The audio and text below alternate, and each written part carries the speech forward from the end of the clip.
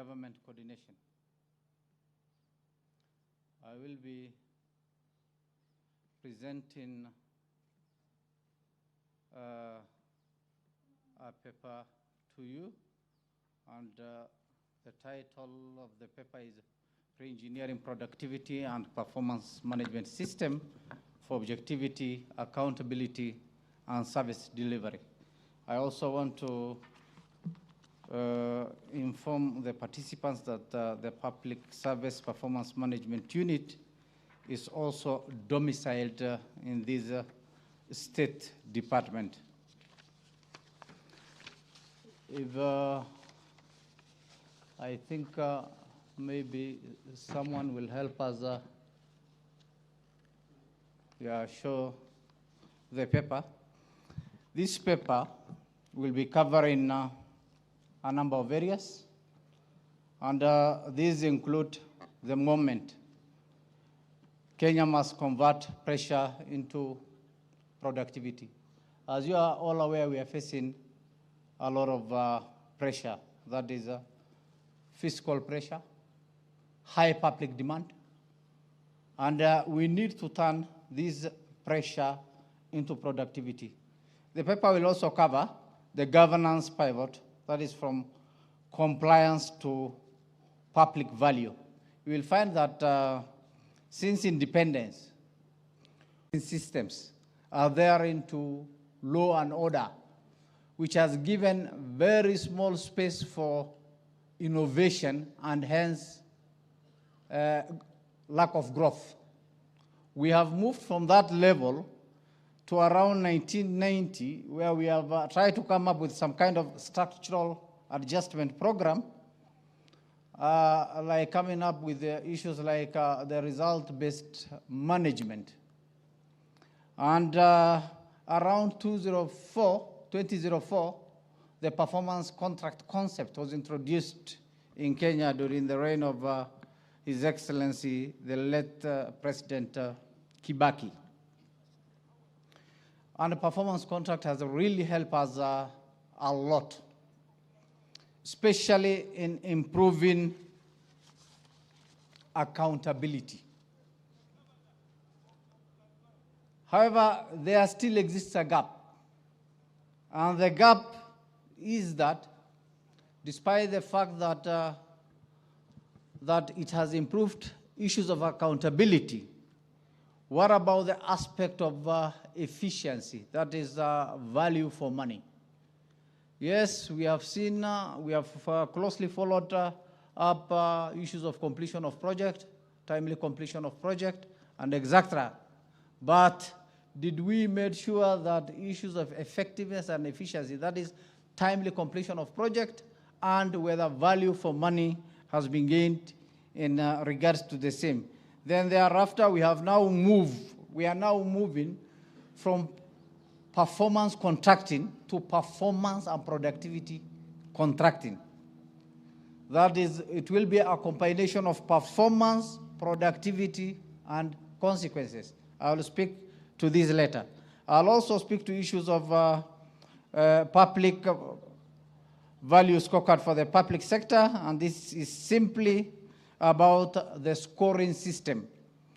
We will speak to 4 pillars that will turn productivity into governance, and the 4 pillars include issues of objectivity, accountability, service delivery, and consequences. We will speak to each of the 4 pillars as well. Thereafter, I'll touch on the aspect of public productivity compact, where we will be looking at whole society accountability. We will be moving from serikali nisaidie syndrome to a system where we will be all working together as partners. Thereafter, I will also speak to issues of institutional architecture, where we will be looking at one national performance and productivity ecosystem. I will also speak to the aspect of performance and productivity-based budgeting, where we will be looking at value for every shilling. We will speak to the aspect of the single government as a productive accelerator. I am sure if you look at our systems, the young generations demand a kind of one-stop shop where they can easily access services from the comfort of their homes. Then how will we achieve the same and ensure that one can access service anywhere, anytime, digitally? Then we will also speak to the aspect of the roadmap that is what next for performance and productivity, that is for the period of 2026 to 2030, where we will be speaking to issues of productivity transformation pathway. Now, if I will speak to the first issue of the moment, Kenya must convert pressure into productivity. Like I have already told you, we are facing a lot of pressure. And one of the pressures we are facing include financial pressure. If you look at our country, the real GDP growth in 2025, let me start with 2026, was about 5.7%. 2024, 4.7%. 2025, 4.6%. You can see the kind of fiscal pressure we are facing. If you look at our public and publicly guaranteed debt as a share of GDP, as at the end of June 2025, we are facing 67.8%. The same for the debt service as a share of ordinary revenue in the financial year 2024-25, which is 71.2%. Now, how do we turn this pressure we are facing into productivity? Remember, this conversation cannot be overstated. And this is not pressure we are facing alone.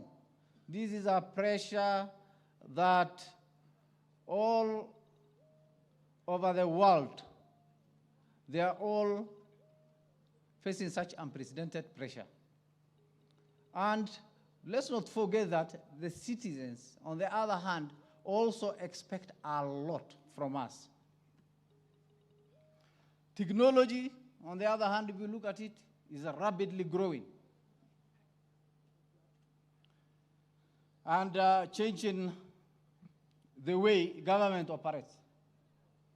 With the existing kind of technology, information is moving very fast and easy, to create some kind of misinformation that may even result at times to tension in the country, like what happened just recently. So this paper will be looking at the aspect of how then do we turn this pressure we are facing as a country to productivity.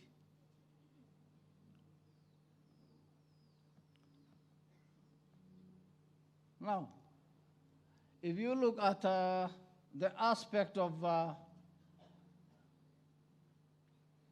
Kenya cannot spend its way into transformation. It must increasingly productivize expenditure. It must improve its institutions' human capacity and service delivery to the people. All we are doing, if we do alone, we will not achieve better results. We need to work with the people in all steps we are undertaking, right from the initial stage to the end. That way, working with the people will solve many of our problems. We are facing fiscal constraints. We have high citizen expectations. We are facing the technological disruptions that I have just raised. How then are we involving the people in our conversations, working with them so that they can understand every step, be it now in terms of revenue generation and etc.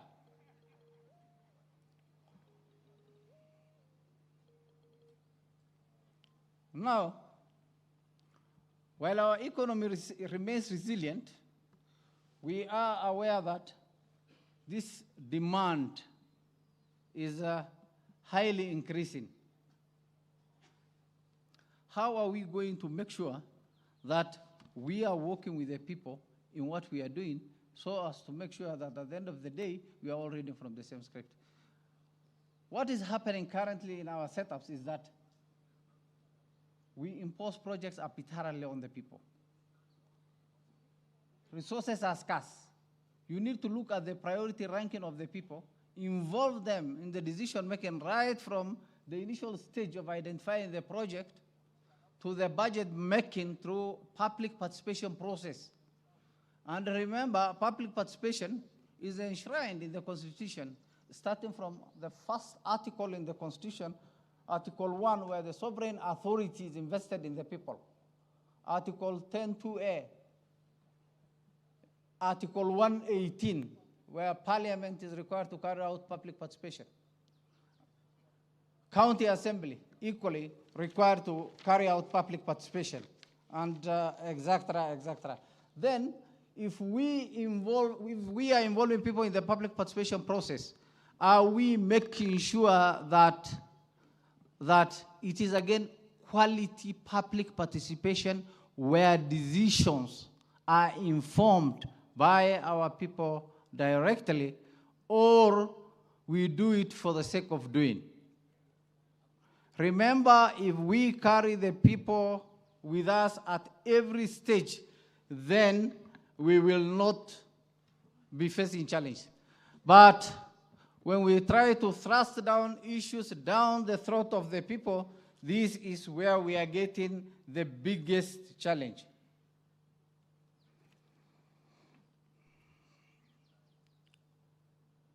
Now, we said under the compliance to public value aspect, we have come all the way from the different stages I've just explained. The compliance, where we were just going by rules. We have moved from the compliance level of just observing law and order, giving little space for innovations and growth, to that aspect of performance contracting. Then from there, we have, from performance contracting, we are moving to the performance and productivity level, where we will be having a governance system that is called performance and productivity contracting. This is, we are trying to make sure that there is value for every shilling that we are producing. Then thereafter, we are trying to have a level where we will create public satisfaction. And public satisfaction is only created through your action. Public trust is created through the results we achieve. And how do we achieve that result? If the people are satisfied with the services you are providing, definitely there will be public trust. If they are not satisfied with the services you are providing, public trust will be absent. Then, if you are involving people in decision making right from the initial stage of need identification, priority ranking of the projects, public participation, implementation. Let me go back to the level of budget making, where you are involving people through public participation process. Then we move from the public participation process, implementation. From implementation, we go to the level of reporting, and then finally the aspect of sustainability. Now, if you are involving people in every and each stage, and they know how every and each of their shilling is spent, and they know that there is value for money, that will lead to public satisfaction. And with public satisfaction, you will get trust. That is how to earn trust. But are we really doing the same in our current system, or there is something absent in what we are doing? All right. Then we go to the aspect of productivity governance.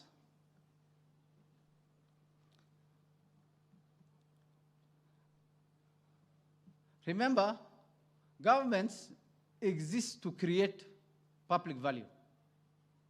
Citizens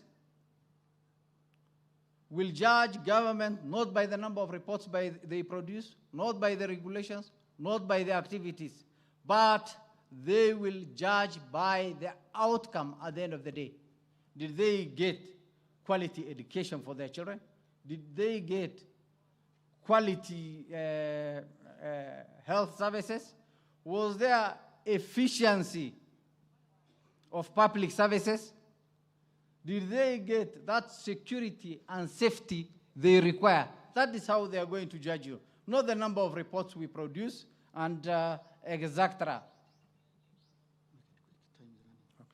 And etc. Then there are issues, the aspect of objectivity. When we are doing the performance and productive contracting, the aspect of objectivity, we must come up with credible evidence to show what we are doing. And when we are doing the performance evaluation, that is really important. And are we, unlike before, are we carrying ourselves with the people? At the end of the back of your mind, it should be people-centered processes. Then the aspect of accountability, clear responsibility. We must have clear responsibility for each and every individual in the system, right from the cabinet secretary. Don't forget that the president has made commitment to the people of Kenya through, and we have produced a document called the Better document, which was aligned to MTP4 and Vision 2030. This document called Better, we have put in different areas and made sure that different ministries implement the different activities. Now, the different activities that the ministries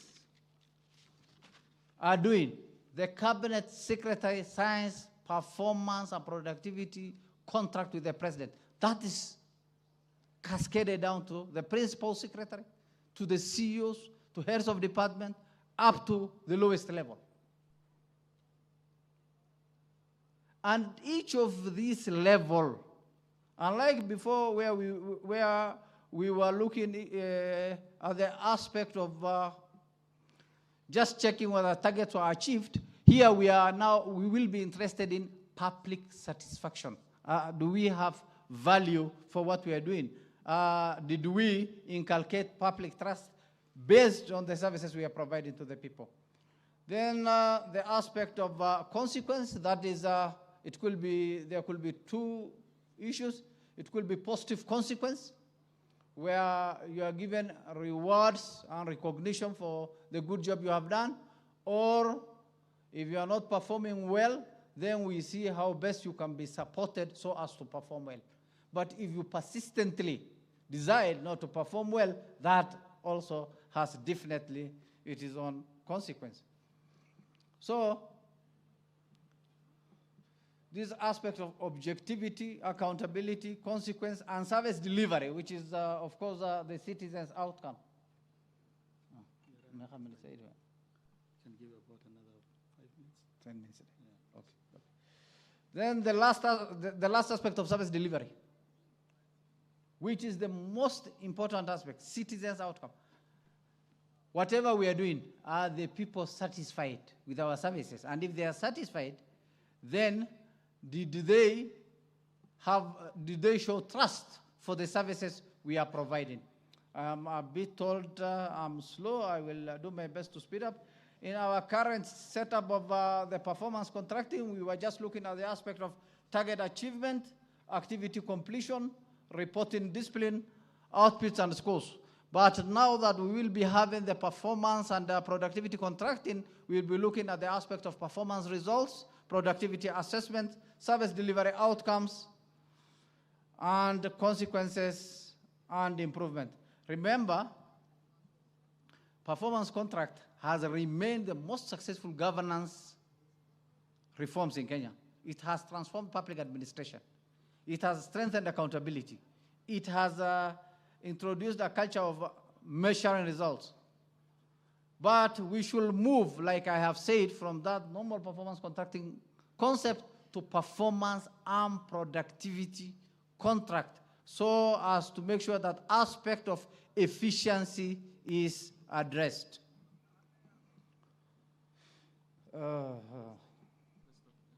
Then finally, 10 minutes, so many. Okay. Finally, the aspect of public value scorecard for public sector.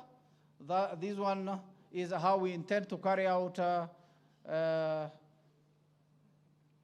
the assessment, the evaluation for in the different setups. I will move to the next aspect. These 4 pillars are really important. Like I have told you, there will be 4 pillars under the performance and productivity contracting. That is objectivity, where we'll be looking at measuring productivity with credible data, audits, independent and validation. We will be looking at aspect of consequence management, that's rewarding those who perform well, and trying to support improving those who don't perform well. Aspect of accountability, where we are cascading performance right from the cabinet secretary to the lowest level. Aspect of service delivery, where we are making sure that at the end of the day, there is value for the outcome. Then the aspect of the whole society approach, I think I have already speak to this one. We are moving from Saidia Serikali concept to one where we are having the society as a partner and will embrace whole society approach in all what we'll be doing. On institutional architecture, we will be having one national performance and productivity ecosystem where the Executive Office of the President, that is HOPS, will be providing strategic direction. Public Service and SRC will be providing issues of accountability and performance. National Government Coordination and PSPMU will be providing the performance and productivity management. Then Treasury and KMBS will be providing the aspect of fiscal and statistics integrity. And the Office of the Auditor General will be supporting the issues of independence. There was a question on who is going to audit the Auditor General's office. I am sure currently, as you are all aware, during the audit of Auditor General's office, Parliament appoints an audit firm to audit the Auditor General's office. However, for other areas like state corporations, there are those regulatory state corporations. Office of HOPS is making a check. And recently, I am sure we had a meeting with all RAS to check on their performance. As I conclude, I'm under a lot of pressure from the gentleman here. Yeah. As I conclude, digital government as a productivity accelerator. We are moving, technology is one of the greatest productivity multiplier available in the modern government. Of course, currently we have the e-citizen approach, the Huduma approach, the digital payment approach, and integrated government platforms. However, we need to move a notch higher. Look at the aspect of artificial intelligence. Look at the aspect of the predictive analytics, so that real-time service is monitored and digital productivity dashboard, so that anyone, the CS or the PS from the comfort of their office, can just see how we are performing in terms of performance and productivity target achievements. As I conclude, Yeah, I think the time allocated was low. Roadmap, and this is the final part, but very important. We need to have a roadmap for the new performance and productivity concept. That is, what are we doing right from the end of this 3 days conference? That we will be coming up with a policy architecture indications. Earlier on, we used to give out only annual performance contract guidelines. Now we will be issuing what is called performance and productivity guidelines. The GPCS design that was there will still remain there. Then in 2027, we will try to institutionalize and pilot the performance and productivity concept. In 28, 29, we will try to scale and integrate the two. We will also look at aspect of budgeting and service standards. That we look at aspect of public expenditure that which has to create, by the way, measurable value in all that will be undertaken. Remember, at the back of our mind, all we will be doing will definitely now, we should have value for every shilling that we are going to spend.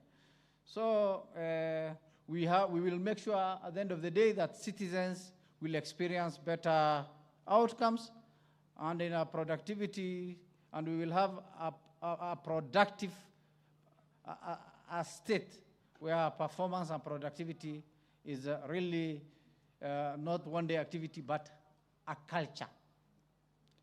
Yeah, and where everyone will support that leadership philosophy.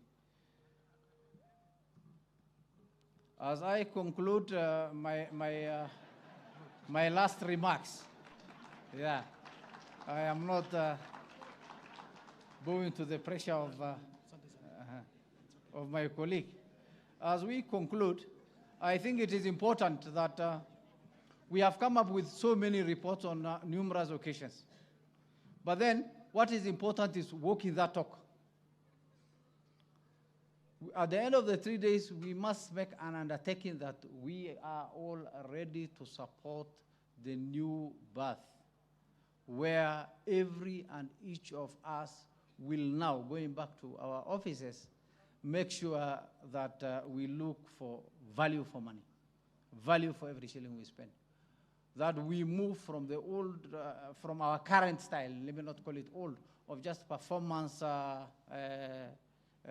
management, but going to the aspect of performance and productivity management. We will be going from next year, 2027, to what is called performance and productivity contracting. I am sure this is difficult because always there's resistance for issues of measuring performance. Even in our current setup, many have viewed that the aspect of performance contracting is more of a punitive whatever, and really it is not punitive. It is just meant to improve us from where we are to the next level. And by the way, even the use of sanctions, if you are not performing well, is not there. We are looking for supportive ways of improving the staff's productivity. So it is a tough journey. It is my hope that resistance will be reduced and we will all embrace that tool to go to the next level. At the end of the day, it should be a people-centered process, and the employee should be the heart of all we are doing. Thank you, and God bless you. Thank you, PS. Let's appreciate the PS once more. PS, thank you. We will have wished to give you a lot of time, but the program is really tight, and you will allow us to proceed. I know you'll have time to discuss and interact with the team here. So thank you for that. Please allow us to appreciate him once more. The message is home. Let's move from compliance-driven to productivity-driven. Let's move from performance contracting to productivity and performance contracting. Thank you. The keynote presentation has really challenged us that we need to rethink the future of public sector accountability. And we have had a compelling argument from the PS. We now have the opportunity to interrogate these ideas. We need to interrogate these ideas further through a distinguished panel comprising of leaders, practitioners from the government at both levels, the public sector, as well as the private sector. So allow me to introduce our panel. We are running a bit short of time. A very short period because the CJ is already here. Okay. We'll take a very short time. PS Karibu. We'll have a distinguished panel that will interrogate the ideas presented by the PS. And allow me now to introduce our distinguished panel. We have the PS, of course, himself will be part of the panel. And the Secretary, National Productivity, Dr. Moitalel, please welcome him to stage. Let's applaud him as he comes. We have Reverend Dr. Patrick Omutia. Patrick Omutia is Special Secretary Productivity in the Executive Office of the President. We have Karen Wakoli, the Executive Director, Emerging Leaders Foundation. Is she in the room? Karen Wakoli, Karibu. Then we have Commissioner Leonida Shindu, Commissioner SRC, my colleague in the Commission. Please welcome him to stage. And lastly, we have Ms. Esther Ngari, EPS, Managing Director, Kenya Bureau of Standards or Statistics. Statistics, great. Ladies and gentlemen, kindly, standards, okay, I'm corrected there. So my goodness, there's no seats. Organizing team, please get me one more seat. Kindly get me one more seat. Ladies and gentlemen, kindly join me in appreciating our distinguished guests, our distinguished panelists, I mean.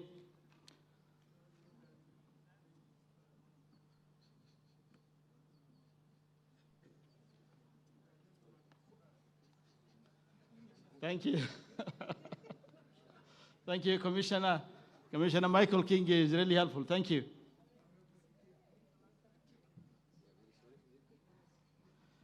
Thank you, Esther. Now, I also wanted this moved. I don't know how I can operate from here, but it's okay. We'll operate from where we are in the situation. So panelists, welcome. The topic that has been presented, or the paper that is presented by the peers has really challenged us. And it has a strong, compelling proposition that we need to move from the current practice to a productivity-driven practice. And that is a challenge for us. And we need to have systems in place. So let me start with the PS himself. PS, the keynote paper that you have just taken us through has challenged us to move beyond measuring activities and targets towards measuring productivity and public value. How then can productivity and performance management systems be redesigned to enhance productivity and accountability in the public service?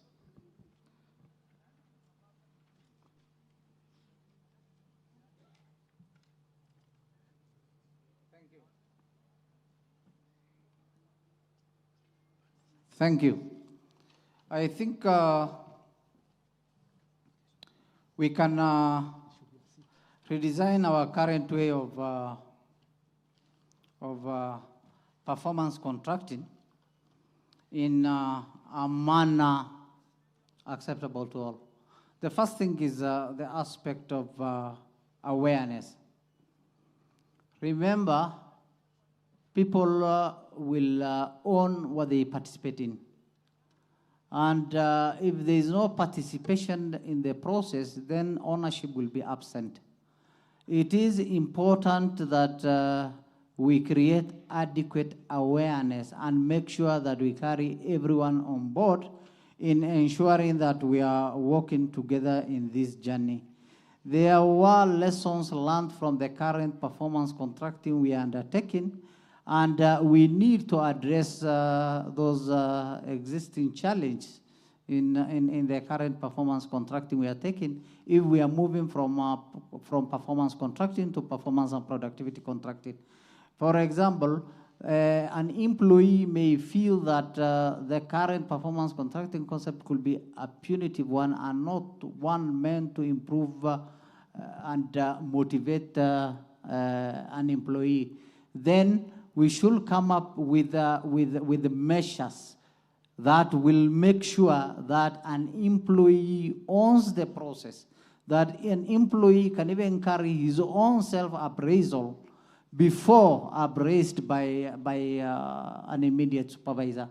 An employee will feel that when he does well, he's recognized. For example, it could be through promotion or through any other form of recognition, such that it will be a self-driven process.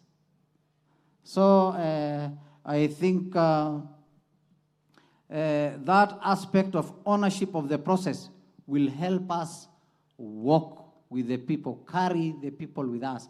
And finally, if we were just measuring, for example, moving this number of files from this place to another, it should be clear that at the end of the day, what is measured is not only the final results, but what time you have taken, because time itself is a resource, and what resources you have used to spend the same. And there comes value for every shilling we are spending.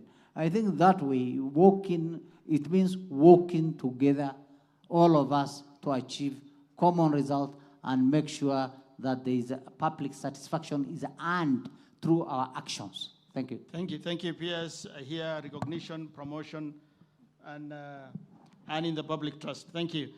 Dr. Moitalel, you are in the department or in the productivity, which is an institution in the labor department or in the Ministry of Labor that is charged with productivity. You have heard what the presentation said and the discussions we have in the morning about productivity and what needs to be done. What key public service reforms are necessary to strengthen productivity management, productivity and performance management? Thank you. First of all, I want to give an assurance to the country that productivity has been in existence, or National Productivity and Competitiveness Center has been in existence since 2002. And it has perfectly worked for the private sector. In the private sector, you are either productive or you go home.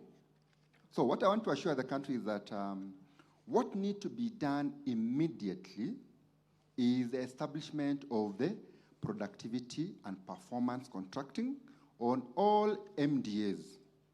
And the reason why I mentioned the word, or I underlined the word immediately, is because in 2022, we did a pilot on matters productivity on 20 MDAs, and it came out perfectly. And now we are in the third circle in the PC, whereby it has worked very well. And also, we need to understand that productivity and performance is part of the better. If you check the manifesto of the government of the day, you will realize that better productivity and performance is in the manifesto.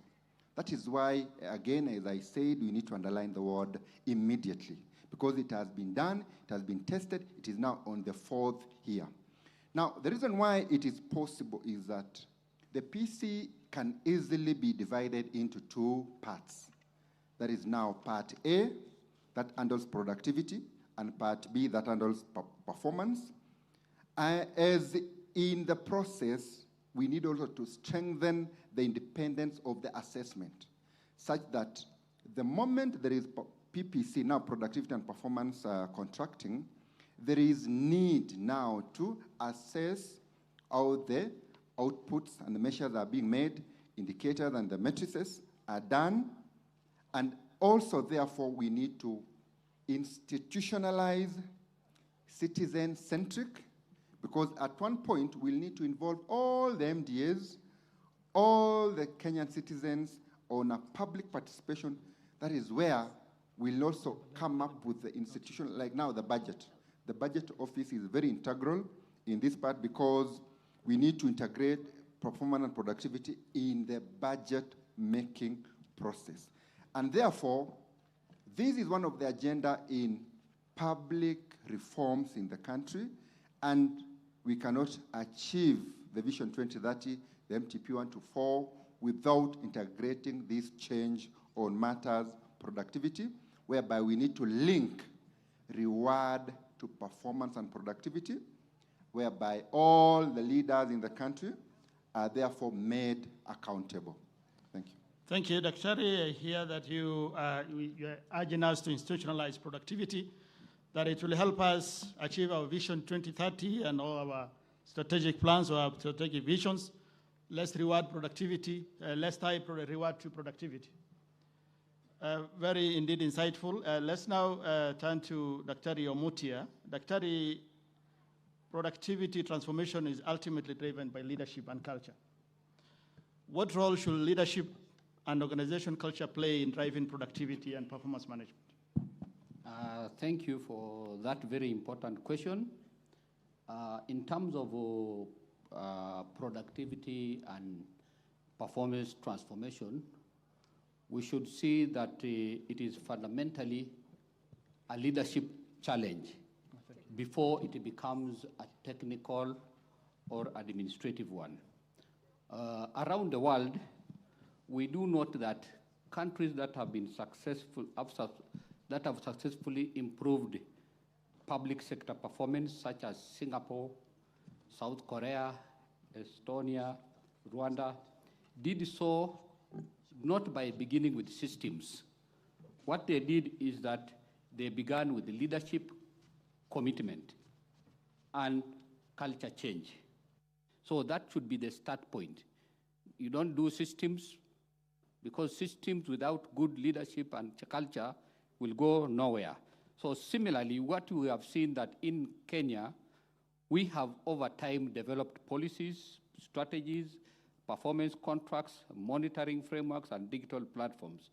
However, the greatest determinant to the success still remains our ability to have quality leadership and a culture that leaders create within their institutions.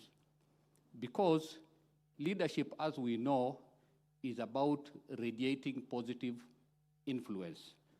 And therefore, it is the role of the leadership to set priorities and determine whether public officers focus either on compliance or value addition. So if you are traditionalists, you will tend to maintain compliance. But the leadership to deal with today's challenges, you should have leaders that create an enabling environment where those who follow them are able to not only create, but also add value on a continuous basis. So it therefore means that productivity improves when leaders consistently ask some three simple questions. One, whether they are delivering quality results. Secondly, whether they are using the resources at their disposal efficiently. And most important, whether the citizens for which we have been given responsibility to serve are receiving better services because of what we are doing. And therefore, a productivity-oriented leader is one who moves his or her institution from measuring activities all the way to creating and adding value. Equally important is the aspect of organizational culture, because we do know that culture means the way we do things around us. And therefore, culture influences how people think, how they behave, how they innovate, and how they respond to challenges before them. So where you get in an organization a culture that tolerates waste, bureaucracy, absenteeism, even presentism. Presentism means you are at work, but at the end of the day, at 5 o'clock, you have done nothing. You have just been existing and not adding value. A culture that tolerates duplication, low accountability, will inevitably mean that it will undermine performance regardless of the systems that you put in place. So what then do we need? We need a productivity culture that promotes accountability for results, that promotes continuous improvement, change for the better, Kaizen.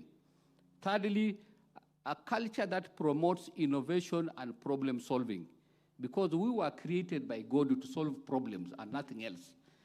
Also, we want a culture that promotes responsible use for resources, a culture that promotes teamwork and collaboration, and finally, and very important, a culture that considers citizens at the center of service delivery. Therefore, what the PS has presented as a solution is that if we want to change, we now need to focus on a concept of productivity and performance governance, that because that needs to be governed, managed, and measured, so that it places, I think that is in summary. Thank you. It needs to be measured, and a number of issues that we have raised, organization culture, creation of an employee environment, quality leadership. These are parameters that needs to be inculcated in the performance and management if it has to be on productivity. Thank you, Dr. Referend. Let me now come to Karen Wakoli. Karen, organizations today are operating in rapidly on a dynamic environment characterized by technology, innovation, and increasing stakeholder expectations. How can then technology, data analytics, and digital transformation be leveraged to improve our performance and productivity? Thank you very much for that question. And I'd like to start off by just saying that what happened here is part of adaptive leadership. That you see a challenge, and I actually observed our moderator. He was going to stand the whole time. That was going to impede his productivity and even his well-being.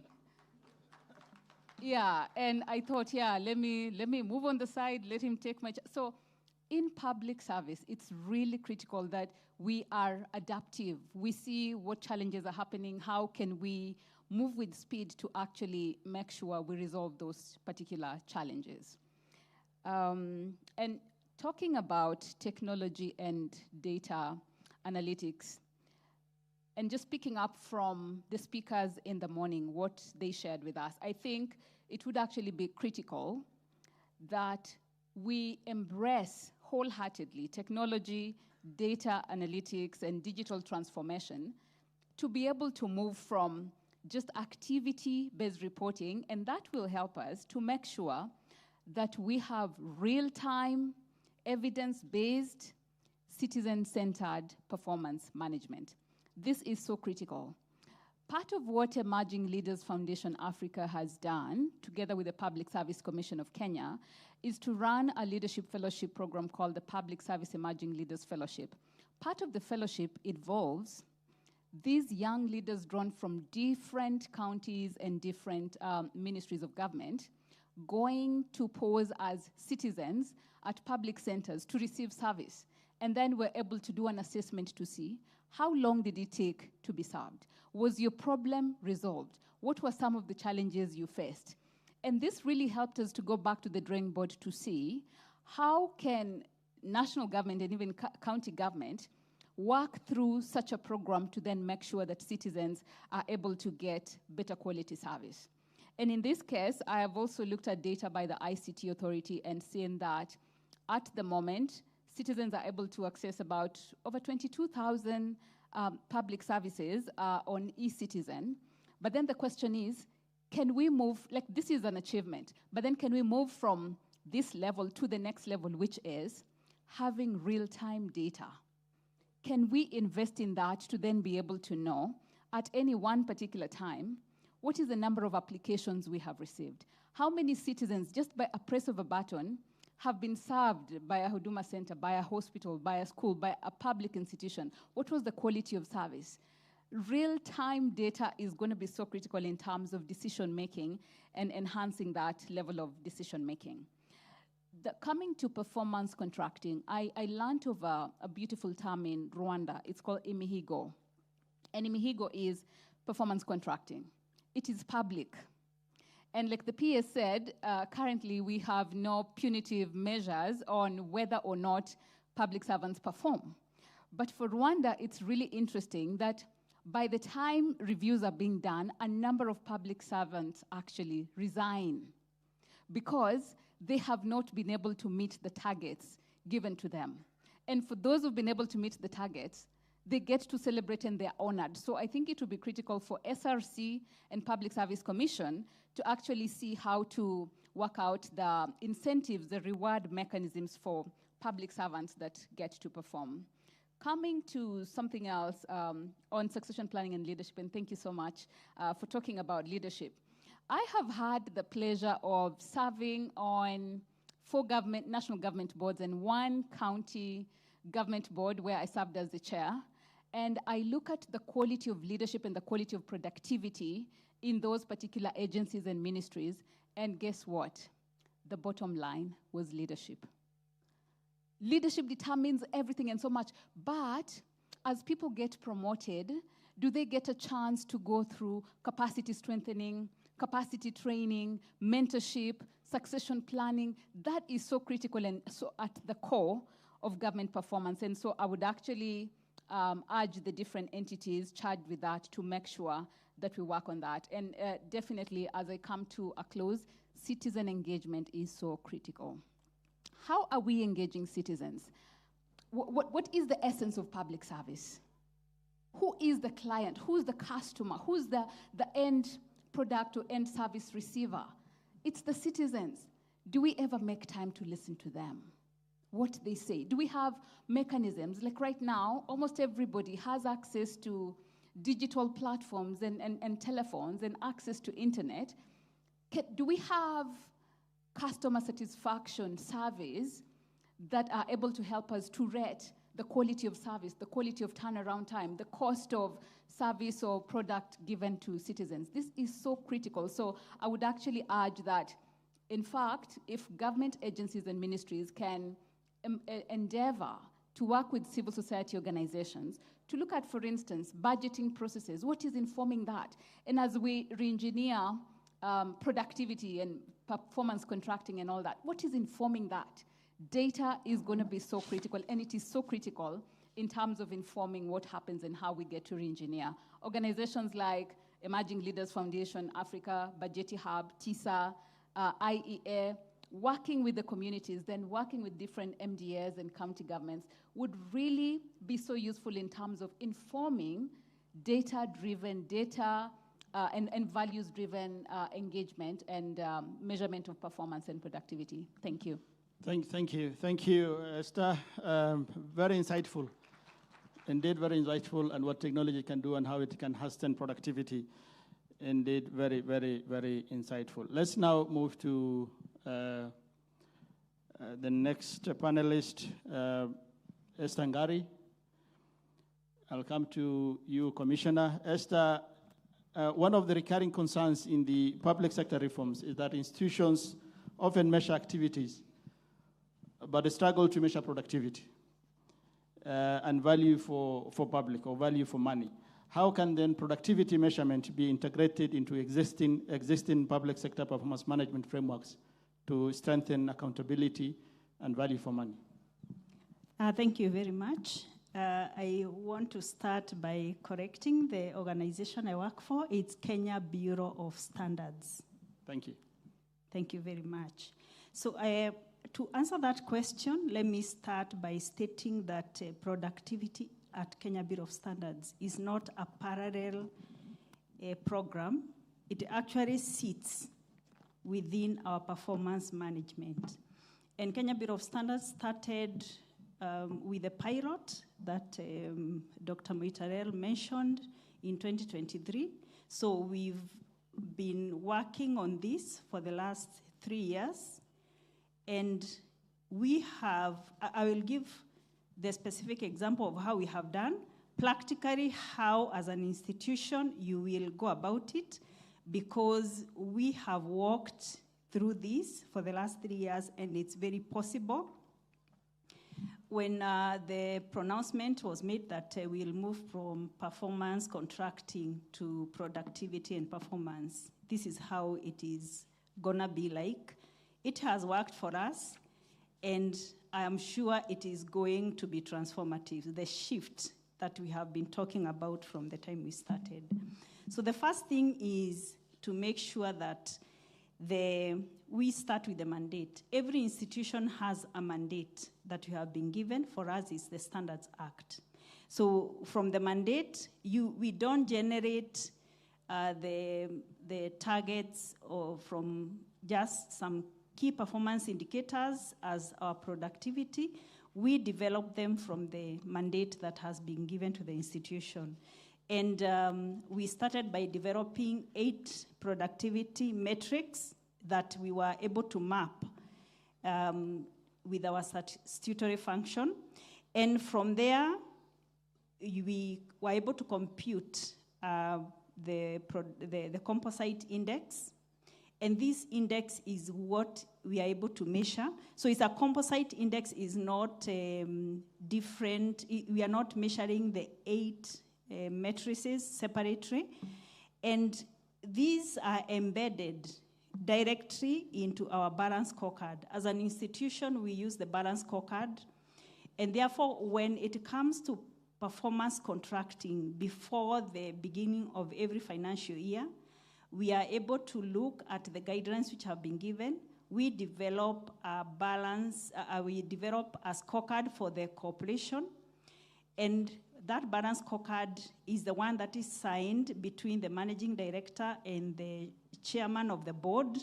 And from there, we are able to cascade to the management, meaning that every day from the 1st of July, when the performance contracting starts, then every person within the institution knows exactly what is expected of them.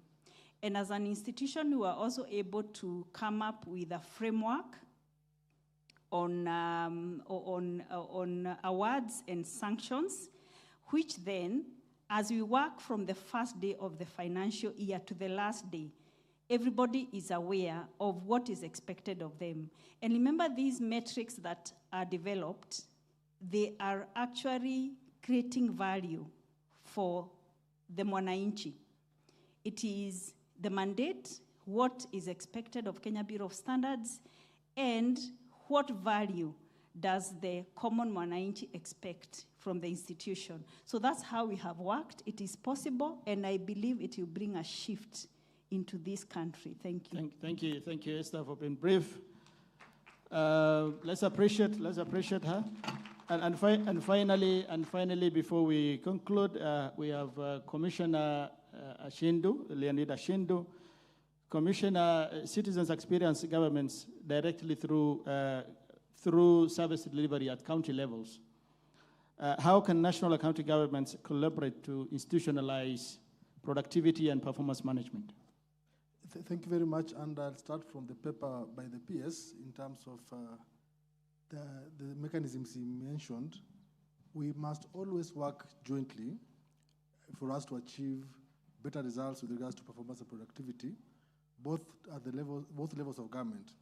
In this case, I mean, the HR component at the county level is managed by the county public service boards, whereas at the national government level is managed by the Public Service Commission. It's high time we relook, and the chief guest today challenged us. We look at our governance structure, our constitution, and many other frameworks that we use, to the extent that I asked myself, do we need 47 county public service boards? As a challenge, I'm also challenging you to the extent that we are working disjointedly, that we have 47 counties with the 47 county public service boards, each working in their own way. Therefore, in terms of having one avenue or one result, then we have 47 results. In that case, we are too disjointed, working in silos. Yet, if you go to Schedule 4 of our Constitution, it gives functions to the counties. But if you look at the functions that are devolved, they have a national government component. The training component, the regulatory component is both national. So why should we separate completely, veer off from a national government approach other than working jointly? So as we speak now, which is the second point in terms of now how do we deal with this matter as is? I know we have 47 county boards, public service boards with their respective staff, and we also have the other general public, the other staff of public service, both at the three levels of government, the legislature, judiciary, and executive. But we can harmonize and synergize through common training and capacity building. I know as SRC, with regards to this particular matter, we have a joint working relationship with this institution, Kenya School of Government, in terms of curriculum development and training and capacity building, especially on the aspect of productivity and performance. Therefore, I'll urge all of us, all institutions, both levels of government, to take advantage of such kind of collaborative mechanism so that we can be able to domesticate what we have done nationally, the national framework, into our respective institutions and have common curriculum for this particular elephant in the room, that is performance and productivity. Finally, I'll speak about the end product, where now SRC comes in, and in that case also, it also should be domesticated to individual institutions. The SRC comes at the tail end to remunerate, and we're saying in our clarion call, we say rewarding productivity. We reward based on what the institution has been able to evaluate. And the institution also depends on various institutions. We have the performance department, we have performance NPCC, and many other institutions.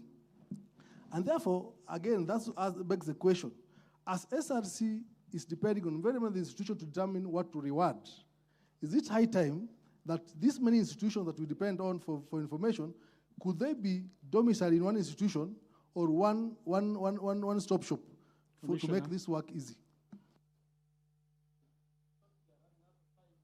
Thank you. To cut you there, and apologies for that.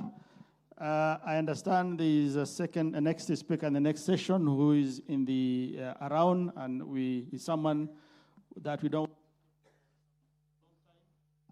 We will have loved this panel to continue and have a second round and even have a question and answer session from the delegates. But distinguished delegates, allow us to stop it there. There are several important themes that have emerged from this discussion. First, productivity must be measured if it is to be improved.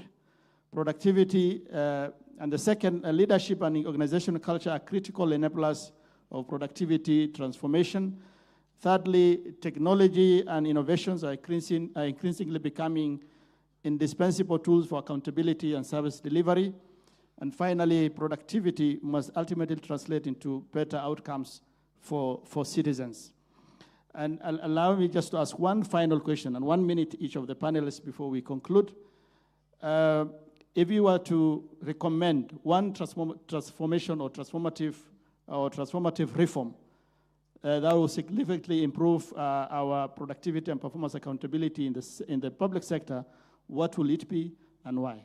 What is the one thing that if today you are given to change, you will change? And let me start with the PS. I think, 1 minute, please.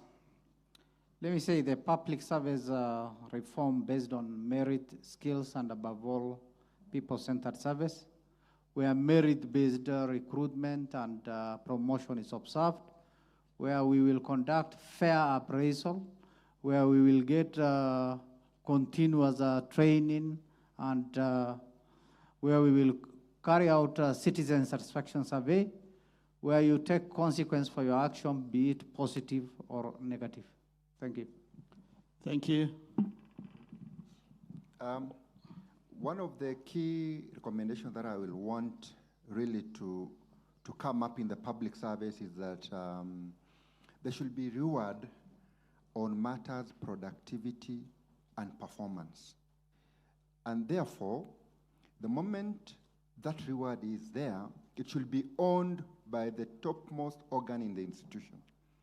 And that involves budgeting, because we realize that if we commit a certain percentage on performance and productivity, it then transforms to the mandate of the institution, and then we reward productivity and performance. Thank you so much. Thank you. Daktari, continue. Mine is a very simple one. It's just to reevaluate the way we have been measuring or attempting to measure productivity. Because when it was mainstreamed, you found that the things that we chose to measure, we more re-emphasize 85% still on effectiveness and 15% on efficiency. We should look at this as a duality. Anytime you do an effectiveness measure, imagine the efficiency measure. And thirdly, the two things of effectiveness and efficiency should focus on the value you deliver. So that should be a link between effectiveness and immediately think about its efficiency equivalent, and then what ultimate result it is, which is the value it is supposed to deliver to the public. Thank you. Thank you. Mine would be citizen engagement, effective, intentional, efficient citizen engagement. And let me use the 1 minute to actually ask a question to the audience. On a scale of 1 to 10, 1 being so poor and 10 being efficient and effective, how would you rate your quality of citizen engagement as you serve the public? How many of us would rate themselves at a 9 in the audience? Anyone? We have 3 people. SRC, I hope you have seen the 3 public servants. Please do something for them. And the rest of us who are not at a 9, please. It makes such a difference. And somebody, I think it was Mahatma Gandhi, who said that we find ourselves when we lose ourselves in the service of others. So I really hope we can determine and endeavor to put citizens at the center of everything we get to do, and that we do everything with all our heart, soul, and minds, not as to them, but as unto God. Thank you so much. Thank you. Make it quick, Commissioner. Thank you. Me, based on what I presented before, I'll be attempting to answer what the chief guest presented and the challenges he gave us, and say that for us to transform the public service in terms of performance and productivity, we should be able to reduce repetition and working in silos. And therefore, I'll still pose the question, do we still need very many institutions working towards one goal? Do we still need 47 county public service boards to recruit, train on behalf of the nation, yet we have one public service commission for the entire nation? Do we need performance and productivity as a component to be domiciled in many other ministries and state departments, yet it could be domiciled in one stop shop for us to be able to offer efficient and effective service delivery? Thank you. Thank you. Yeah, one reform that I would advocate today, it is that the country needs to adopt a standardized, data-driven framework for performance management for all public institutions. It is possible, we can do it, and that is what will bring the shift. Thank you. Thank you. We have had insightful discussions and insightful, rich and insightful discussions from the panelists. The keynote presentation, as well as the panel discussions, have reinforced a powerful message. And this powerful, I hope if this mic is working. The powerful message is that productivity is not merely an economic concept. It is a governance imperative. I think that is also what we have had in the morning. And the discussions really were very, very engaging, and we hope to have had a long time with this very powerful and insightful panelist. But because of time, we want to stop it there. On behalf of the organizers, and I wish to sincerely thank the Principal Secretary for the keynote address, and I want to thank also GIZ for helping us. I want to thank our distinguished panelists and all delegates for the active participation and thought-provoking contributions. Please join me in appreciating our keynote speaker as we welcome our CJ. CJ, welcome. Our Chief Justice, let's all stand up to receive our CJ. Let's stand up to receive our Chief CJ. Welcome our Chief Justice. Panelists, thank you. Thank you. Let's appreciate our CJ and let's appreciate our keynote speakers and our distinguished panels. Thank you. You can have our seat. Thank you, CJ, and welcome to this session at the conference. The panelists, wait, hold on kidogo. I'm told there are some gifts that will be presented to you. Who gives? Okay.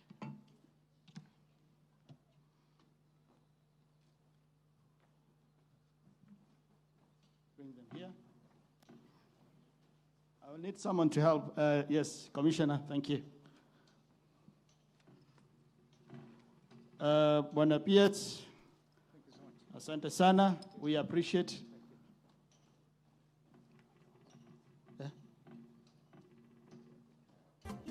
Wangoi, Commissioner, you can help us in this. Yes, you can give. Thank you.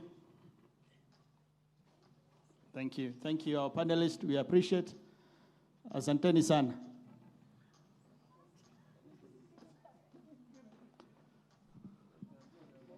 Let me now hand over the session to our main MC, or the next MC, our Commissioner Meli, to take us to the next session. Thank you.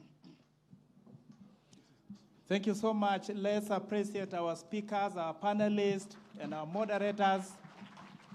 Another appreciation again. Thank you so much, Commissioner Harden and the Chair of Productivity and Performance at the Commission. Chief Guest, Chief Justice Martha Koome, most welcome to this event. We are happy to host you, and allow me to welcome the Chair of SRC, Sami Chepkony, to pick it up from there. Chairman. Thank you so much. Yeah, and those who are in charge of the pulpit, kindly please, we need these. Who are the people in charge? Yeah, quickly, as the chair takes over. Chair, most welcome. Thank you, Senator Commissioner Meli. I can now confirm that Senator Meli actually goes to church because he has insisted that this is the pulpit. Well done. But allow me, colleagues, allow me, ladies and gentlemen, to thank you once again for coming. And I'm really happy that you are here. A lot of you I can see. I think in the morning we were not as many as this. But I think it was intentional so that by the time the CJ comes, most of us are here. Just one comment as I invite the CJ here is that I must make again another confession to this time, that the CJ is one leader of arm of government called the judiciary that has more than 5 jobs. I counted 1, 2, 3, 4. When I reach 5, I say and the others. Because he's the Chief Justice of the Republic of Kenya. She's the President of the Supreme Court. What do you know else that she does? She's a chairperson of the Judicial Service Commission. Should I continue? And more and more and more.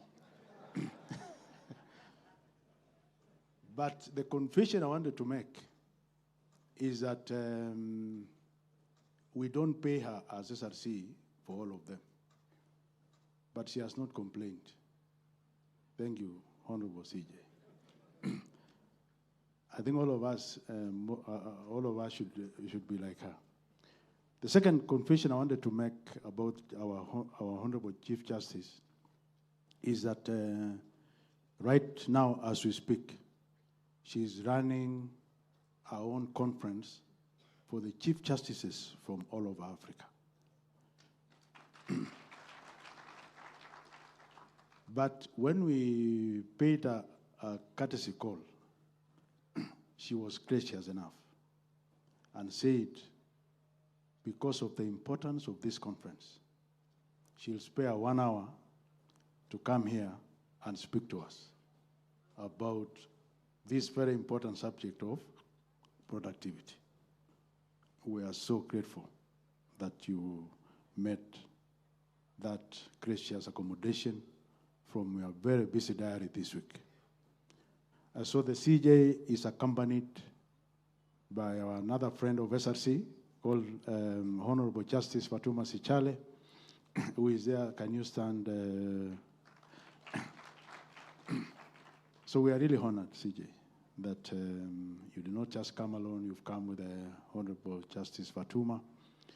And allow me now to invite you, but I didn't tell you that these organizers kept another secret away from you, but we are sure you can take surprises, that the moderator of your session, who I now want to invite you, is actually my boss, who is none other than FCPA, Nancy Katungu. FCPA Nancy Katungu is my boss because she's the chair of chairs. Chair of chairs because in the 20 or so constitutional commissions and independent offices, when she was not there, we unanimously elected her as our chair. When she came, we were not sure she was going to accept, but eventually she accepted. Thank you very much. But yours truly was also elected the vice chair in the same meeting. So allow me, ladies and gentlemen, to welcome FCPA Nancy Katungu to take over from here. Thank you.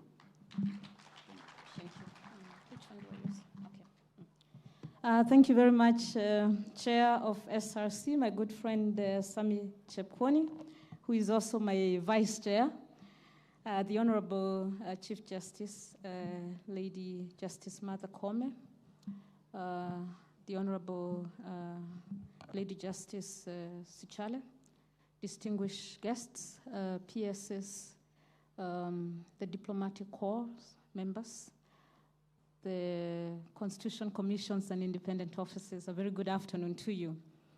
I'm really very privileged and honored, Madam Chief Justice, to be your moderator this afternoon on this session on driving productivity and performance in the judiciary.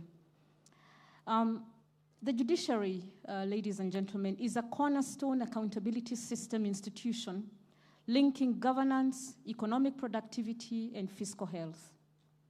The judiciary enables economic productivity through legal certainty. It supports fiscal sustainability through accountability, tax enforcement, and anti-corruption. It enhances service delivery by ensuring fairness, efficiency, and responsiveness in public administration. And therefore, the judiciary sets the bar and is expected to lead by example. So today we are very much honored to have the Chief Justice and the President of the Supreme Court of Kenya, the Honorable Lady Justice Martha Koome, to share more about how the judiciary drives productivity and performance. And I must say, it will be quite interesting, and I'm not preempting Honorable Lady Chief Justice, it will be quite interesting to hear how the judiciary balances performance and productivity with regard to some of your key stakeholders or customers that come before you, either as accused persons or as litigants, where performance, for example, and we were reminded by the PS this morning that time is a resource. where performance, for example, could be on timely disposition of cases or judgment dissemination. And depending on which side of the law they find themselves in, will they all rejoice and say the judiciary is working well? Or some will question expeditious justice that might lead to serious consequences if they have been in breach of the law. Analysis of customer service results must be quite interesting in the judiciary, but I will not preempt, as I said. The Honorable Lady Justice Martha Koome was appointed on 14th of May 2021 and assumed office on 21st of May 2021 as the Chief Justice of the Republic of Kenya and President of the Supreme Court of Kenya. She is the first woman Chief Justice of the Kenyan judiciary, or of Kenya. Congratulations, Madam. She is the chairperson of the Judicial Service Commission, the National Council on the Administration of Justice, National Council for Law Reporting, and the vice chairperson of the Southern and Eastern African Chief Justices Forum. And prior to her appointment, she was a judge of the Court of Appeal and a judge of the High Court. And before joining judicial service, she was a practicing advocate. The Honorable Justice Martha Koome was the president of the Kenya Magistrates and Judges Association in 2019, a member of the African Union Committee on the Rights and Welfare of the Child from 2005 to 2010, a chairperson of FIDA of Kenya in 1997-2003, chairperson of the Bill of Rights Subcommittee at the Bomas Constitutional Conference, an inaugural treasurer of the East African Law Society. And here I must say, I sense that if the Honorable Lady Chief Justice did not pursue law, she would be a fellow accountant. You don't become a treasurer if you're not very good with numbers. And she's also council member of, she was also council member of the Law Society of Kenya from 1994 to 1996, chaired the NCAJ Special Task Force on Children Matters that was the architect of the Children's Act for 2022. Madam Lady Chief Justice was awarded the runner-up United Nations Person of the Year in Kenya in 2020 and received national honors as Elder of the Order of the Burning Spear, which was elevated to Elder of the Order of the Golden Heart. She's an advocate of the High Court of Kenya and a fellow of the Chartered Institute of Arbitrators. She holds a Bachelor of Laws from the University of Nairobi, a postgraduate diploma from the Kenya School of Law, a Master of Laws from the University of London, a certificate of completion for the Women and Power program from the John F. Kennedy School of Government at Harvard University, and executive education and the African Chief Justice's Alternative Dispute Training, just from October 2024 from Pepperdine University. It is my great pleasure to welcome you, Madam Honorable Lady Chief Justice Martha Koome. Please give her a welcome.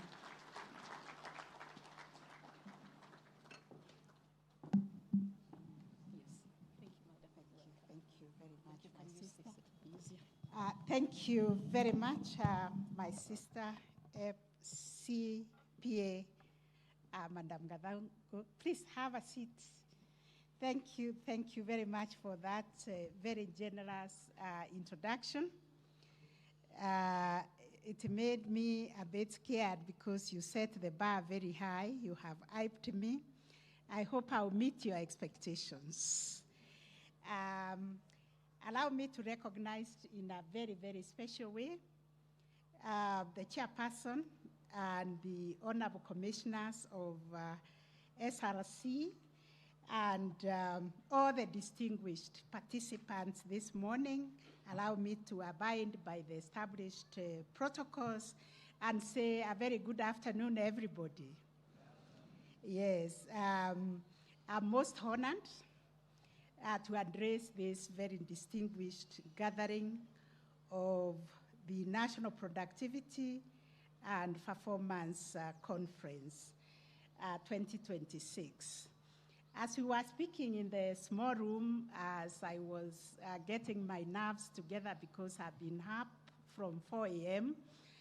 Trying to run a conference of the Chief Justices who have convened here in Nairobi from the entire continent to discuss mechanisms of accessing justice to our people through the alternative means, because as you know, we were colonized, we were brought common law and we were told our traditional ways of resolving disputes was repugnant to law and morality, and therefore we left those systems that were accessible to us, that made sense to us, that built harmony within our families and our communities.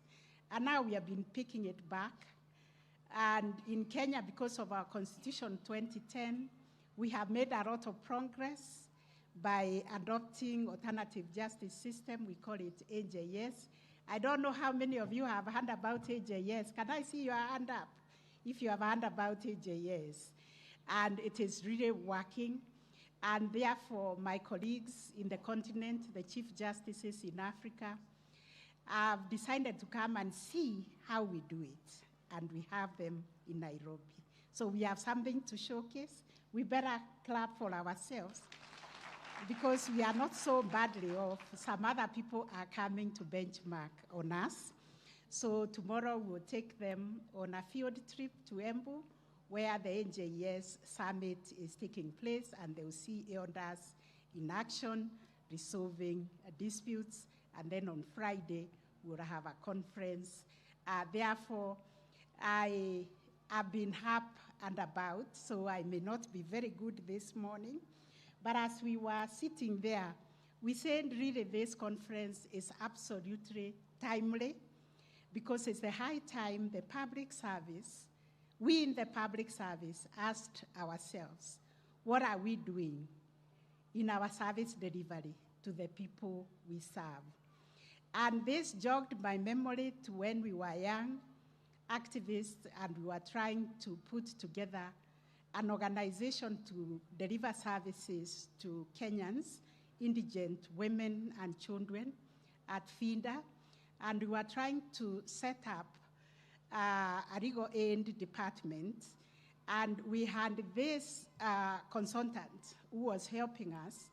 And she would ask us, you have been working today, what did you do? And we had to be drilled down to what it is that we did. And those are the systems we established at FINDA. If you are a lawyer employed to offer pro bono legal services to indigent women, and you went to court and you were in court the whole day, what did you do in court? And what you did, how is it going to transform the life of this woman who is seeking legal services? And that is the practice we gained even in our own legal practices. We kept on asking ourselves, what have I done today? I was at work the whole day. I'm very tired. What have I done? What have I put on the table? So it's the same question that we are asking ourselves here about productivity. If as a woman, I can give that example very well. When you cook food, and that food is not good because the ingredients you used or the way you mix them is not good food, but you've been there the whole day cooking, what have you done? And nobody will eat that food. It is wasted. You've wasted your time, you've wasted your money, you've wasted the ingredients. So it's the same thing about productivity. We ask ourselves what it is that we have done. So when we had that discussion, I think I was confident that I can actually now address you because what we are talking about is very, very practical, and allow me to really commend SRC and all the partners. I understand we have private sector, we have NGOs, we have people from the government, from the public sector, and we have the diplomatic corps that have partnered to convene this very important national dialogue and give us this platform under the theme of productivity for fiscal sustainability and efficient service delivery. So, ladies and gentlemen, the question of productivity has traditionally been associated with economic growth, industrial performance, labor efficiency, and resource utilization. However, in modern governance systems, productivity has become equally important within public institutions that are responsive, that must work with efficiency, and must be accountable because of the resources that are entrusted to us, transparent, and capable of delivering services in a timely manner. You have heard me speak about the judicial services that we render, that no one individual litigant wants to file a case and come to court year in, year out. They want timely and expeditious dispensation or disposition of their matter. They want to know, is the case around or is it dismissed, so that they can know what to do with those results. So for the judiciary, productivity is not simply about operational efficiency. It is about ensuring that justice is delivered fairly. It's also delivered promptly and in a manner that inspires confidence in the rule of law.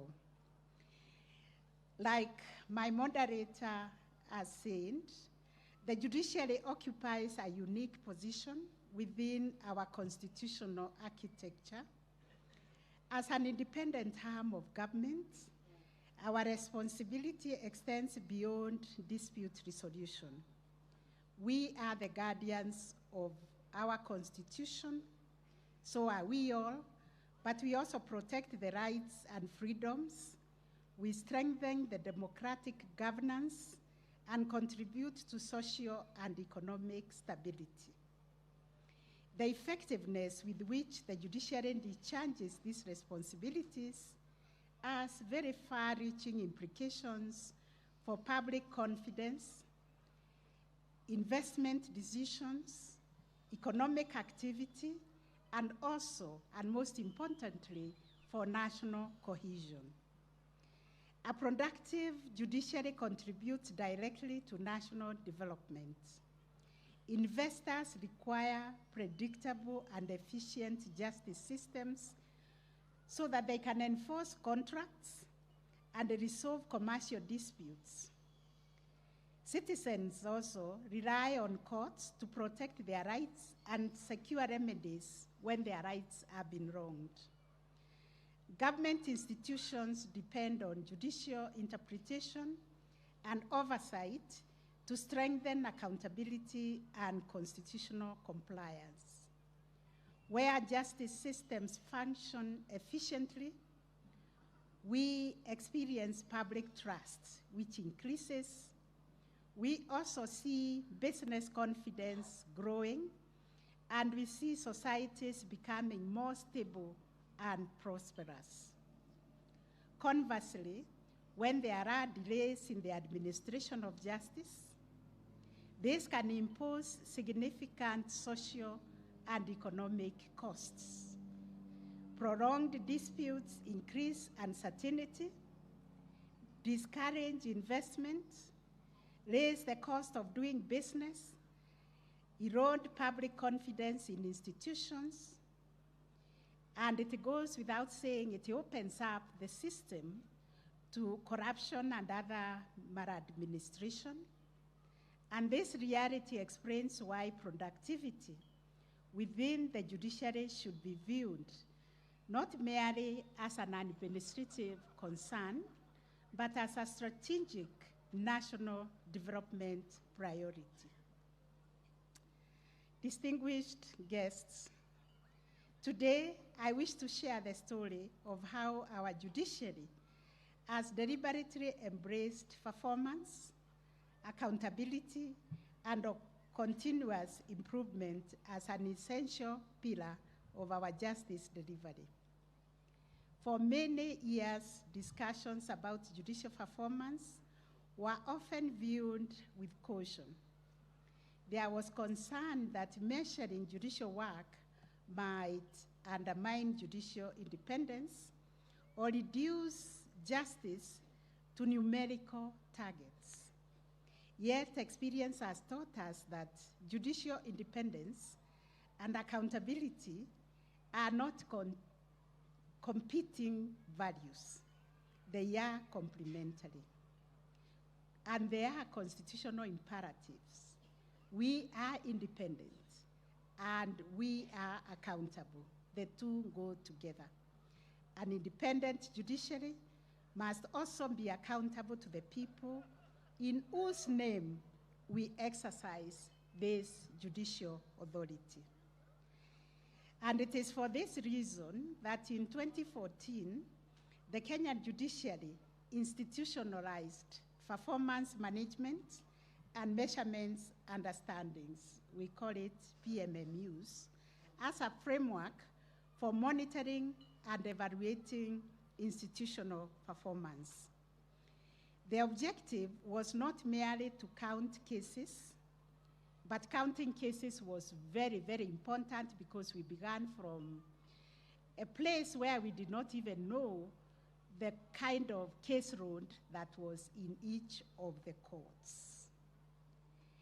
But because we counted cases, then we were able to cultivate a culture of responsibility, efficiency, transparency, and service excellence throughout the institution. The PMMUs enabled us to establish measurable performance targets, monitor productivity, and create a shared commitment to improving access to justice. Over time, however, we have come to recognize that measuring judicial performance alone through statistics, such as the number of cases filed, number of cases heard or concluded, presents only a partial picture. Courts do not produce commodities. They resolve disputes. We vindicate rights.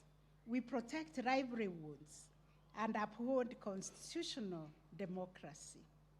I don't know what value can be put to the Supreme Court sitting for 14 days to determine the presidential election disputes or other cases, even in the small claims court. Because every case carries a different level of complexity, urgency, and societal impact. Productivity in the justice sector therefore requires a careful balance between efficiency, quality, between speed and fairness. This realization has informed our ongoing case weighting study. It has been work in progress, and therefore we have been handing one thing to another.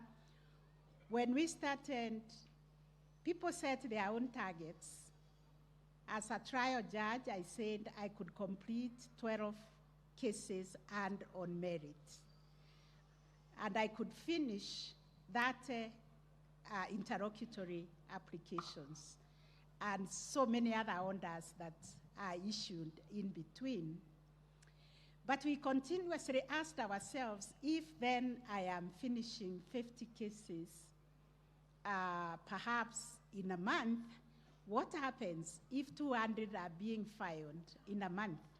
And this, you can look at it like a farmer who has a shamba, and you are able to weed a quarter of your shamba because that's the target you have set for yourself.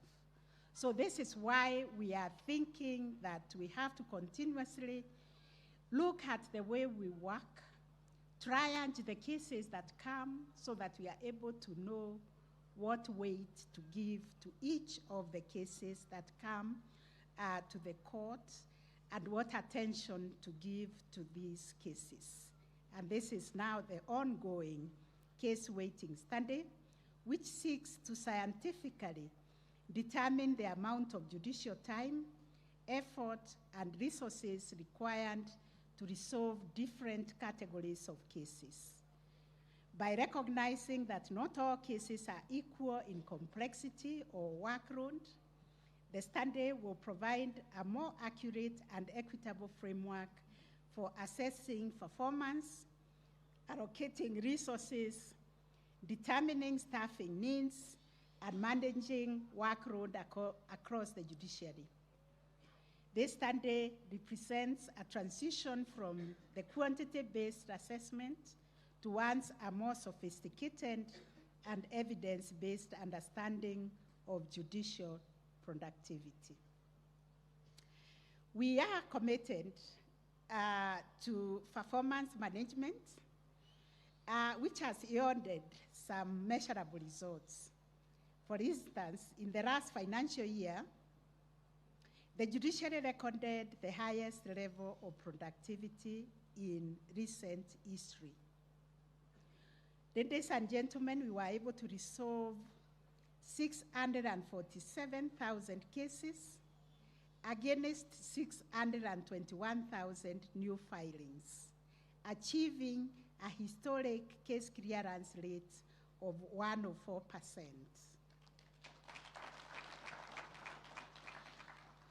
Thank you. What this means is that for every 100 cases filed, the judiciary resolved 104 cases, enabling us to reduce pending case loads and steadily address historical backlogs. Our case backlog declined by approximately 30%, demonstrating that sustained institutional reforms can produce meaningful results. These achievements have not occurred by accident. They are the product of deliberate investments in technology,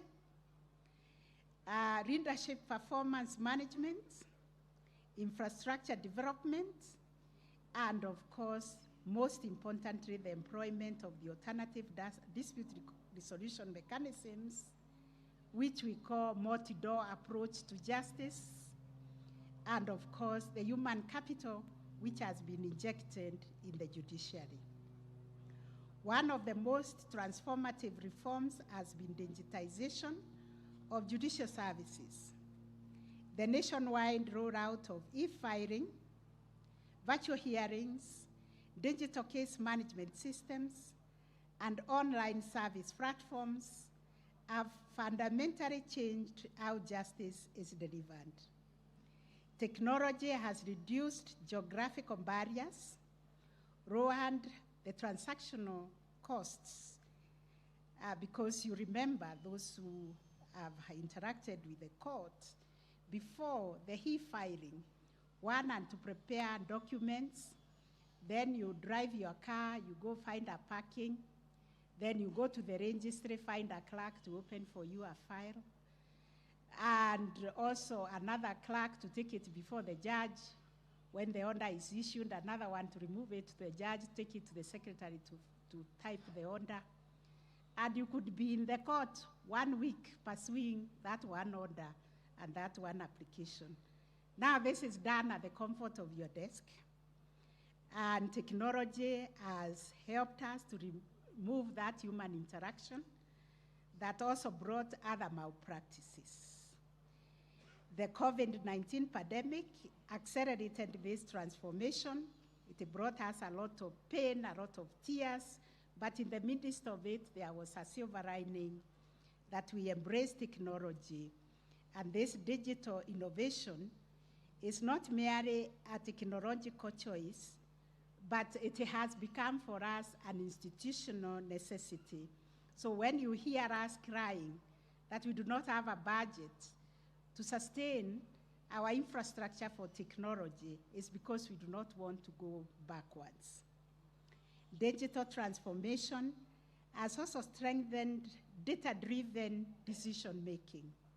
Today, through our performance dashboard, those of us in leadership positions are increasingly able to monitor case flows and therefore able also to deploy resources strategically and evaluate the effectiveness of interventions. Reliable performance data enables us to move from reactive administration to proactive management. At the same time, we have expanded the use of ADR mechanisms, the court annex mediation, the arbitration, and the alternative justice systems that we are using at the grassroots and in all the court stations, which has emerged as a powerful tool for improving access to justice while reducing pressure on conventional court processes. Through mediation alone, thousands of disputes have been resolved amicably, and we really like mediation because people shake their hand and there is harmony and peace thereafter. If we have to talk about even the politics of this nation, although we determined the presidential disputes in 2017, I think even before then, the handshake is what carried the day, or the nusu mukate, or the broad-based. That is handshake, that is mediation. So we have not quite embraced mediation in this country, or even understood the importance of mediation. But we in the judiciary are following very keenly that thousands of disputes have been resolved and brought harmony in our communities, because there is no appeal. When people shake their hand, they move on. We've been able to unlock billions of shillings in economic value and preserving the social and commercial relationships that exist. So we have also recognized that productivity is ultimately about people. Judges, magistrates, registrars, judicial officers, administrative staff remain our very most valuable assets. And sustainable performance can only be achieved through investments in professional development, employee wellness, leadership training, mentorship, and continuous learning. Institutions perform well when the people within them are empowered, motivated, and supported. I was told this morning, the biggest problem we have is people taking public service as a side hustle and then doing their own business as the mainstream. So how can we mainstream public service and focus on delivery of service to our people? We have to recognize that we need to address these challenges that face us, because rising population levels, expanding economic activities, increasing legal awareness, and growing public confidence in the judiciary continue to generate higher demand for judicial services. We have resource constraints. We have very, very serious infrastructural deficits and staffing pressures which remain a reality and require innovative solutions and sustained investment. So the future of judicial productivity will therefore depend increasingly on evidence-based management and continuous institutional improvement.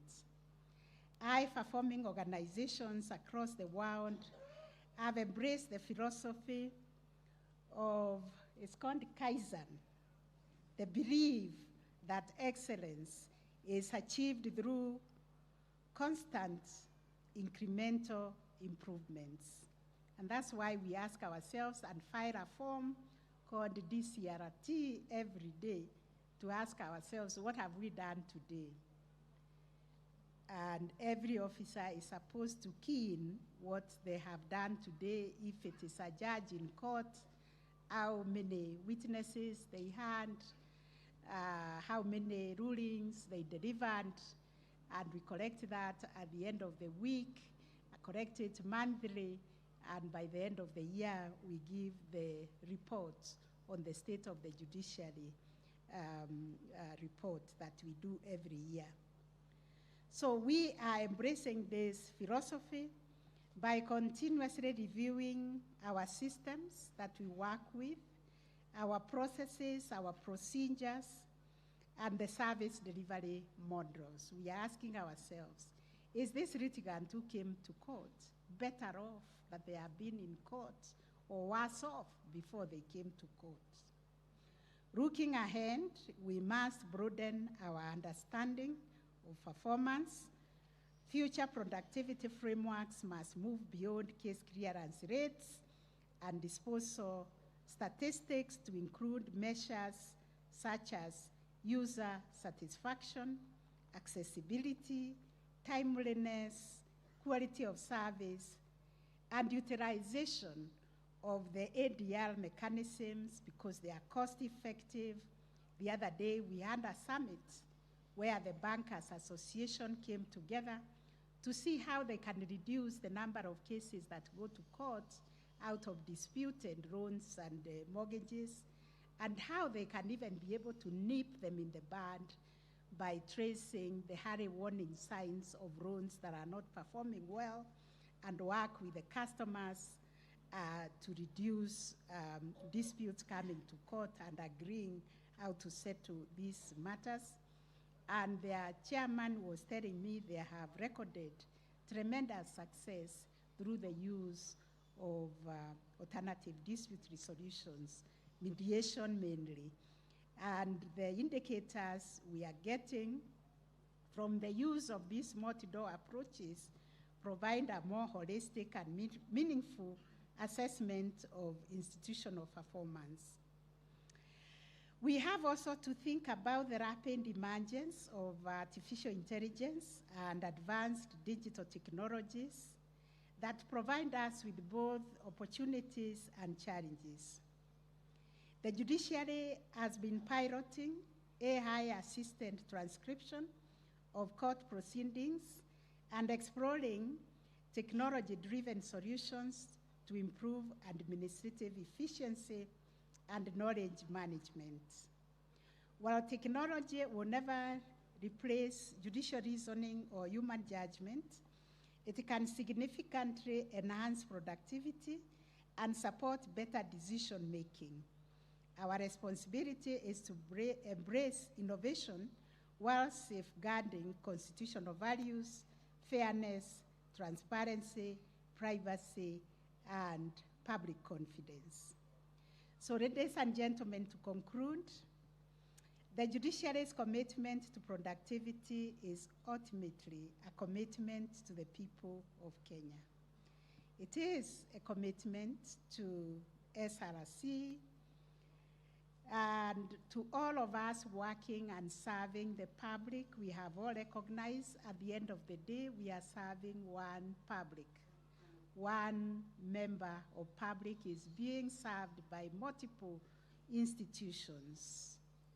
And therefore, every reform, every technological innovation, and every performance improvement initiative must answer one question.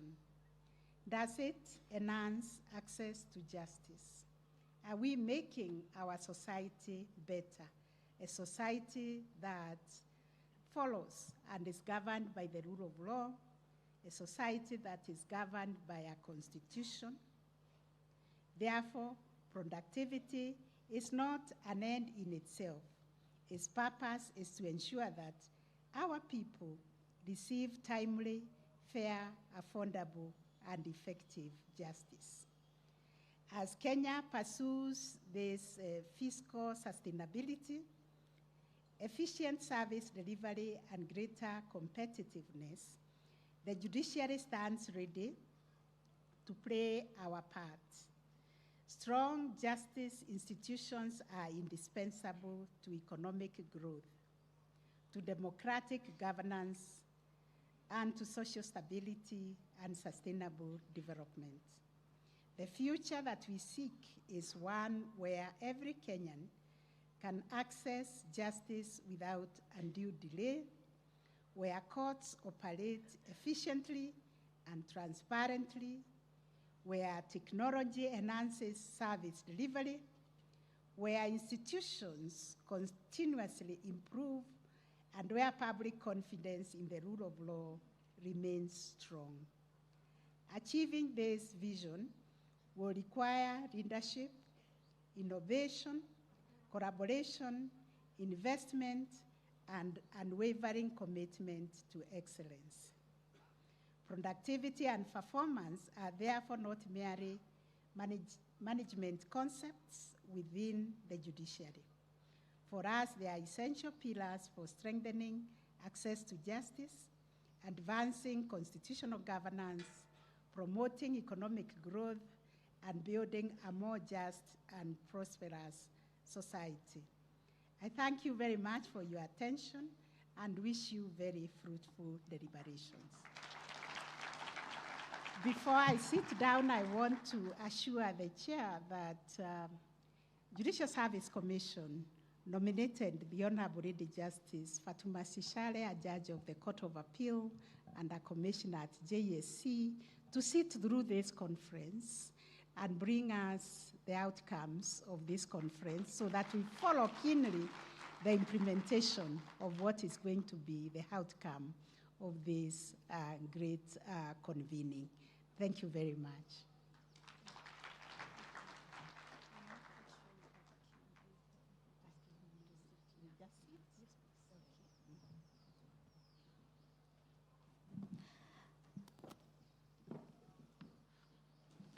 Thank you very much, Madam Chief Justice.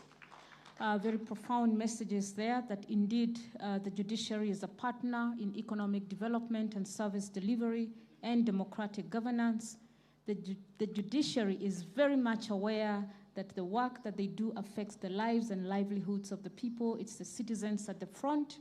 The judiciary is at the forefront in advancing the use of alternative dispute resolutions, mediations, and arbitration mechanisms so that litigants or people in conflict arrive at a win-win situation amicably without creating more enmity. And the judiciary is embracing innovation and technology to ensure that they provide quality, enhance fair and effective service delivery in the justice system. Indeed, the judiciary has set the bar and is leading by example. Thank you, Madam Lady Chief Justice, for your speech this afternoon. I will now hand over to the MC to tell us what is the next course of action. Thank you, Madam. Thank you so much. Let's appreciate FCPA, Nancy Kadungu. Very good job, well done. Thank you so much. Chair, as we close this program, I want to invite you and invite the Vice Chair, as well as Commissioner Wangoi, to come up front and present gifts to Chief Justice, FCPA Nancy Kathungu, and also our judge here, Sijale. Kindly come up front, Chair. And Chair, allow me to use Chief Justice. The rest of the titles, please, you take over because they are quite a number. Welcome, Chairman. Yeah, Chair will present a gift to Chief Justice. Let's appreciate Chair. Thank you so much.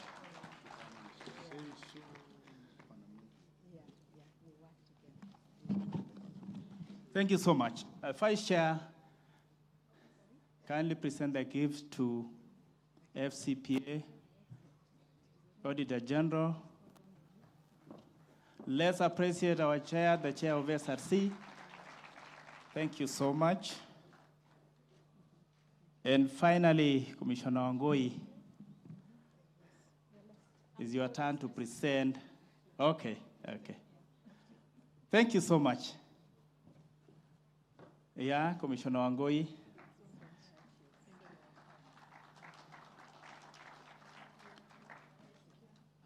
Thank you so much. Thank you so much. That closes up our program. Allow me to make the following announcement. Number one, we'll touch on the issue of where we will have our lunch. And number two, the breakaway sessions in the afternoon. To begin with the lunch, I just want to give the following guidance. Number one, in terms of the breakaway rooms, if you are seated in the red seats, kindly, by show of hands, let me see those who are sat in the, at the red seats. Kindly, by show of hands. Wow, that's a big number. That team will be here. That is room A. Room A is where we are seated. And that team will be here. All those who are in red seats. Number 2 is room B. Room B is at the conference center, which is just behind me. That at the conference center, all those who are seated in white seats, all those who are seated in white seats will be at room B. That is the conference center. There'll also be room C, and that's the convention center. And at the convention center, we have 2 breakaway rooms opposite each other. That is the building at the upper side of where we are seated. The convention center will have 2 venues. There'll be room D, and all those who are seated in black will be in this room. And again, at the same convention center, we'll have those who are seated in green seats at the same convention center. And I think that is the guidance, and we will do that immediately after lunch. So we will not have another meeting here after lunch. Immediately after we take our lunch, we will proceed to our rooms as already announced. And finally, on the issue of the lunch, the first 3 rows where my chair is seated, and the second and the third, will all proceed, and our CEO will lead this team for a lunch. Where is our CEO? So that the visitors who are, yes, our CEO is there, Ali Suro, will lead that team. That is the first, the second, and the third row for the lunch. The rest of from the 4th row to the end, our lunch is already prepared. The tent outside on my right hand, a lunch is already prepared for you and will be served. And we have ensured that we have enough food. So I want to ask all of us not to go away. We have a very important program in the afternoon where we have already lined our facilitators to take us through a number of programs that are designed for this conference. So allow, ladies and gentlemen, as we conclude. Yes. Quickly. We have also assigned our staff to be responsible in these breakaway rooms so that the visitors can be guided very well. At Conference B, we have Naomi Cheboy. Naomi Cheboy, if you can stand up. Naomi Cheboy. At Conference D, we have Josephine Kiragu. Josephine Kiragu, thank you so much. At Convention Center, that is C, we will have Brenda Ndirangu. And our commissioners and the STEACO members. All of us have already been assigned to those 3 breakaway rooms. So please, when we are there, let's ensure that we observe time as we run through the program for the afternoon. Okay, Commissioner Wangoi. Thank you. I don't want Commissioner to go very far away. With the permission of my chair, it's important to give honor where honor is due. And amongst us, we have a commissioner who has really inspired the work that we do, has gone over and beyond, not just for this commission, but for public service in general. And today is his birthday. And that is none other than the MC, Commissioner Melly. He didn't know I was going to do this. With your permission, if we could sing happy birthday, you may choose to sing. I will teach you, I will lead you. Please let us stand and sing for Commissioner Melly. Happy birthday to you. Happy birthday to you. Happy birthday, dear